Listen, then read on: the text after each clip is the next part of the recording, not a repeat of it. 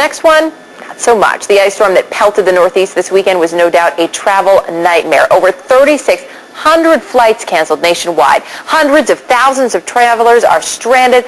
People, though, stuck in the airports may have actually been the lucky ones. Some passengers on one flight were actually stuck on that plane for 14 hours. One man aboard that Royal Air Maroc flight said they were only given one meal and that they ran out of toilet paper and soap, and they weren't the only ones stuck. 8 hours on the tarmac for one Swiss Air flight. 8 hours for a U.S. Air flight, 9 hours for passengers on a Cathay Pacific flight.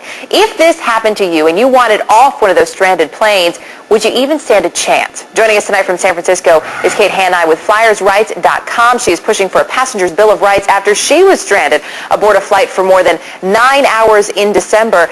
Kate, good to have you here. We look at everything that's happened, though, since that flight and since you started this push here. Are passengers' rights at this point kind of a lost cause?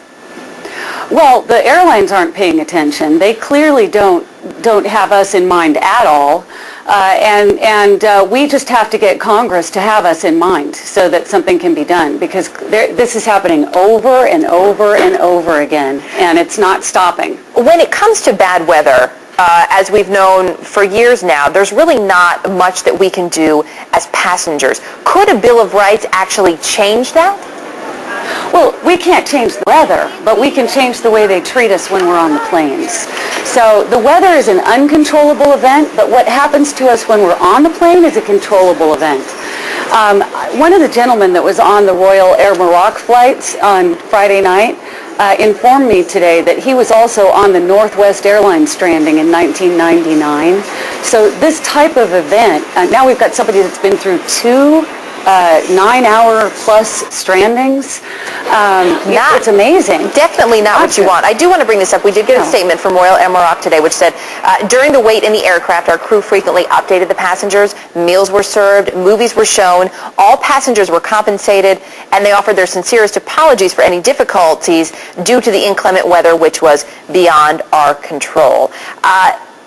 When we see a situation like this, JetBlue, of course, the big one, a little over a month ago, in the end, could it sometimes be safer for people to stay on a plane? Is that why they keep us there? No, they don't want to return the revenues from the tickets that they've sold, and they don't want you to leave the plane because you may make other arrangements. So there are two reasons, fundamental reasons, that are financial for them that they don't want to let you off the plane. Clearly, the weather was so bad that many of the flights that they tried to continue or tried to have should have been canceled.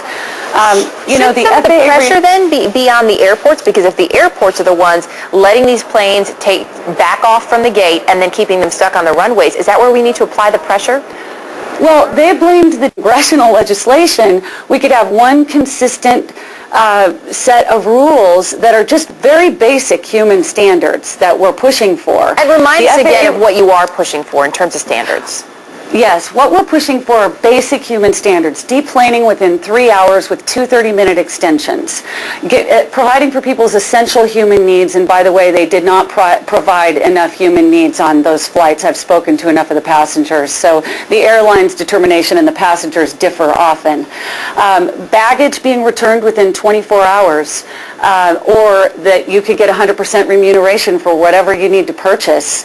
By the way, I was up all night last night with a woman whose daughter was lost in Philadelphia. A child lost. A child lost. That's the last thing you want to hear. Yes. You mentioned luggage as well. Before we let you go, when it comes to the luggage, the pictures we have seen are ridiculous of luggage piled up. If they can get me off the plane and they get my bag off the plane, why can't we both stay in the same place?